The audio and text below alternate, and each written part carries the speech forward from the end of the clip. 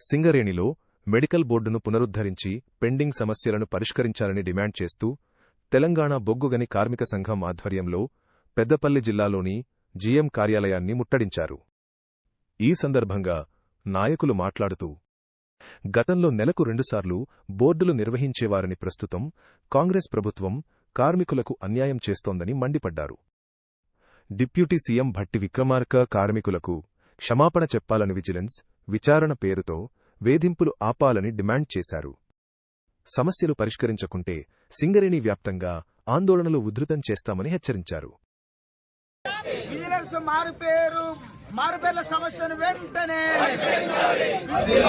తెలంగాణ బొగ్గుగని కార్మిక సంఘం వర్ధిల్లాలి. తెలంగాణ బొగ్గుగని కార్మిక సంఘం కేసీఆర్ గారి నాయకత్వం వర్ధిల్లాలి. కేసీఆర్ మారుపేర్లను వెంటనే మెడికల్ బోర్డును వెంటనే తెలంగాణ కేసీఆర్ గారి నాయకత్వం కేసీఆర్ గారి నాయకత్వం తెలంగాణ బొగ్గుగని కార్మిక సంఘం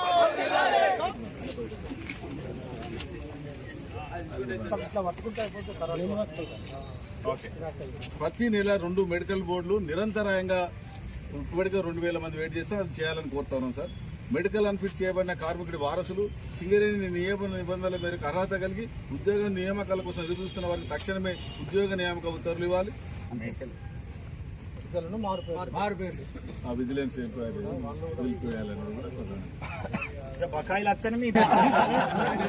ఐఎన్టీసీ ఎన్నికల సందర్భంలో 6 గ్యారంటీలతో పాటు 39 డిమాండ్లు మేనిఫెస్టోలో పెట్టడం అయితేంది.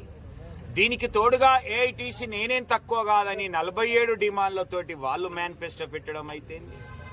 మొన్న భూపాల్పల్లికి వచ్చినటువంటి రేవంత్ రెడ్డి గారు ఈ యొక్క మెడికల్ బోర్డు పైన తప్పుడు ప్రచారం చేస్తున్నటువంటి వాళ్ళని మోకాళ్ళ మీద నిల్చుండబెట్టమని చెప్పినటువంటి వాళ్ళు ఇప్పుడు సంవత్సర కాలంగా మెడికల్ బోర్డు పెట్టకపోతే ఎవరిని మోకాళ్ళ మీద నిల్చుండబెట్టాలి అనేటువంటిది కార్మిక వర్గం నిర్ణయం తీసుకుంటుంది.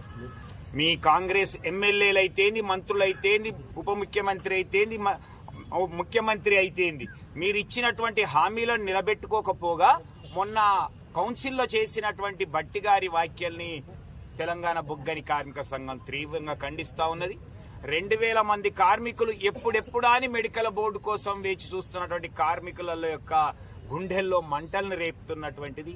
దీనికి తోడుగా అధికంగా ఇన్వాలిడేషన్ అయినరు, వీళ్ళ మీద ఎంక్వైరీ చేపిస్తానన్నటువంటి బట్టి వ్యాఖ్యలు ఈరోజు 13,000 మంది కార్మికులు ఎవరైతే ఉద్యోగం చేస్తున్నారో వాళ్లకు ఏమైతుంది అనేటువంటి ఒక భయాందోళనకు సృష్టించడం అయితేంది.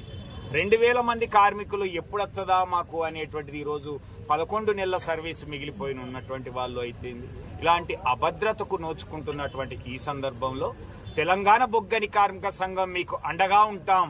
మీ 13,000 మంది కార్మికుల మీద ఈగవాలనియ్యం. అలాగే మీ 2,000 మంది కార్మికులు ఎవరైతే ఉన్నారో వాళ్లకు తప్పకుండా మెడికల్ బోర్డు ఏప్రిల్ నెల, మే నెలల్లోనే 5 మెడికల్ బోర్డు పెట్టి వాళ్ళందరికీ కూడా మెడికల్ బోర్డుకు పిలిచేటట్టుగా ఉద్యమించడానికే దాంట్లో భాగంగానే మొన్న నిరసన తెలిపి బావుల మీద వినతి పత్రాలు ఇవ్వడం అయితేంది. ఈరోజు జీఎం ఆఫీసుల ముందు వినతి పత్రాలు ఇవ్వడం అయితే జరుగుతూ ఉంది. ఇప్పటికి కూడా దిగి రాకపోతే యాజమాన్యం కాంగ్రెస్ ప్రభుత్వం తప్పకుండా రాబోయే రోజుల్లో ప్రజాభవన్ ముట్టడా లేకపోతే సింగరేణి భవన్ ముట్టడా ఏ విధమైనటువంటి ఆందోళన చేస్తామో కార్మిక వర్గ సహాయ సహకారాలతో చేస్తామని, అలాగే విజిలెన్స్ డిపార్ట్మెంట్ అనేది మీ యొక్క దాడులను ఆపండి. సామాన్య ఉద్యోగుల మీద కాదు, మీకు దమ్ము ధైర్యం ఉంటే సింగరేణి ఆస్తులను కాపాడండి, సింగరేణి స్కాముల మీద విచారణ జరపండి.